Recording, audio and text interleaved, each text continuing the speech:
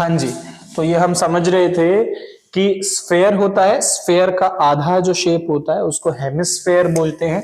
तो ऐसे ही CaSO4 dot half H2O का केमिकल नेम होता है calcium calcium sulphate hemihydrate. आपका जो पिछला वीडियो था वो कट ऑफ हो गया था बीच में, तो कोई बात नहीं, इसको हम यहां से दोबारा कंटिन्यू कर लेते हैं।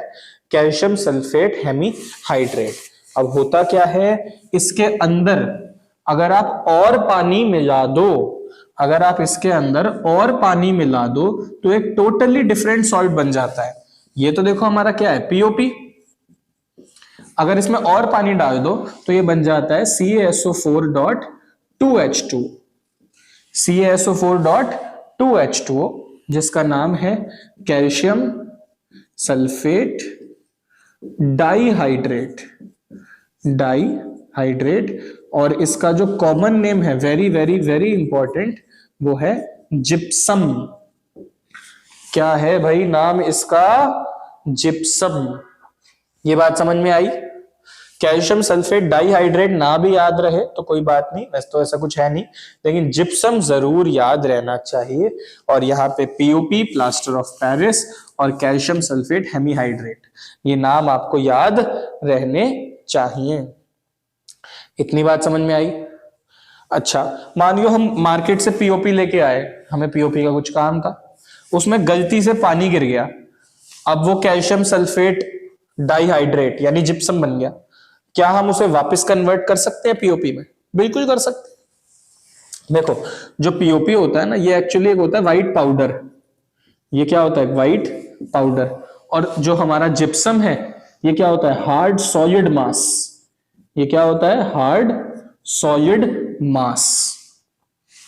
तो अगर मुझे इस रिएक्शन को रिवर्स करना है, अगर मुझे इस रिएक्शन को रिवर्स करना है तो देखो क्या करेंगे, मिटा दें इसको।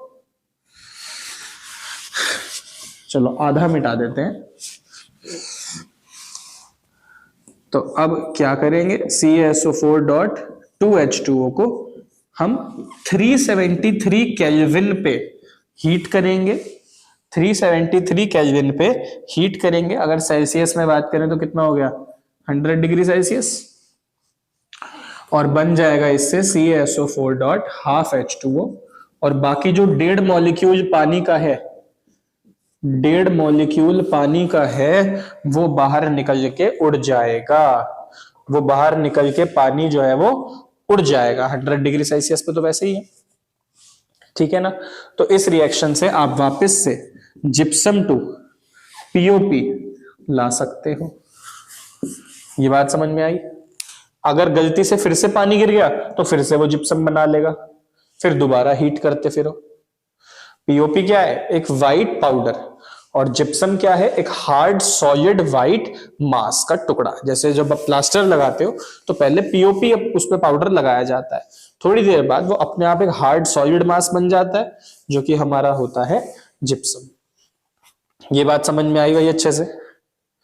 तो POP के यूजेस होते हैं हमारे कि जो फ्रैक्चर्स होते हैं उसमें बोन्स को सेट करने के काम आता है, फायर प्रूफिंग मटेरियल में हमारा ये यूज होता है, टॉयज बनाने में हमारा ये यूज होता है, और भी इसके एक आधे यूजेस हैं, वो आप डिस्क्रिप्शन में PPT खोलो, वहां से पॉइंट्स अपने कॉपी में लिखो और उन्हें याद कर लो। ठीक है, समझ में आ गई बात? तो यहां हमारा acid base and salt chapter complete हो जाता है। इसमें हमने देखा कि एक एसिड और बेस क्या होता है, स्ट्रॉन्ग एसिड और बेस क्या होता है, कैसे उनके रिएक्शन होते हैं, केमिकल प्रॉपर्टीज होती हैं, और उनके केमिकल प्रॉपर्टीज से फिर हमने देखा जो सॉल्ट बनते हैं उनमें से 5 सॉल्ट्स को हमने थोड़ा डिटेल में स्टडी किया। और हमने देखा कि जो सॉल्ट्स बनते हैं उनमें वाटर ऑफ क्रिस्टलाइजेशन होता है, और वाटर ऑफ क्रिस्टलाइजेशन होने की वजह से उनका नेचर जो है वो बिल्कुल बदल जाता है। एक ना क्वेश्चन हम कर लेते हैं, एक क्वेश्चन आएगा। अच्छा, एक छोटी सी बात हमारी शायद रह गई इसमें, बहुत छोटी सी बात है। एक होता है डिहाइड्रेटेड सॉल्ट। डिहाइड्रेटेड सॉल्ट का मतलब क्या है? जिसमें पानी नहीं है, जैसे CuSO4। और एक होता है एनहाइड्रस सॉल्ट, यानी जिसमें पानी है, हाइड्रस है, यानी कि CuSO4.5H2O। तो ये नाम डिहाइड्रेटेड सॉल्ट और एनहाइड्रस सॉल्ट अगर मैंने नहीं बताए थे तो अब मैंने बता दिए, इन्हें याद रखना। अच्छा, तो क्या हर सॉल्ट में वाटर ऑफ क्रिस्टलाइजेशन करने की ताकत होती है?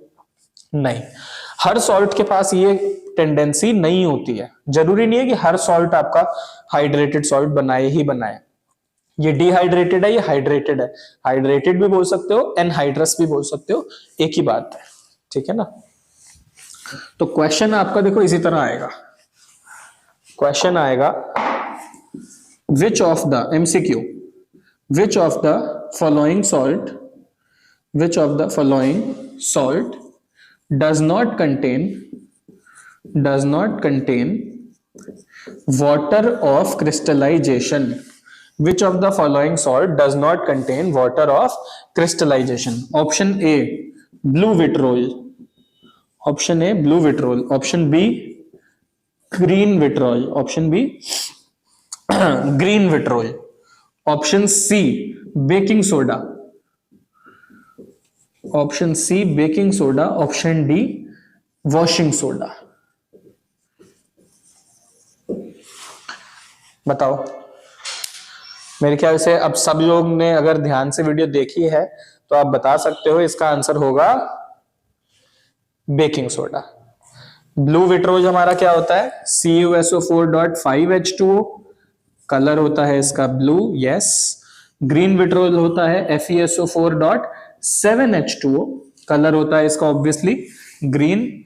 वॉशिंग सोडा अभी अभी हमने किया Na2CO3.10H2O, और बेकिंग सोडा NaHCO3, इसमें कोई वाटर ऑफ क्रिस्टलाइजेशन नहीं होता है।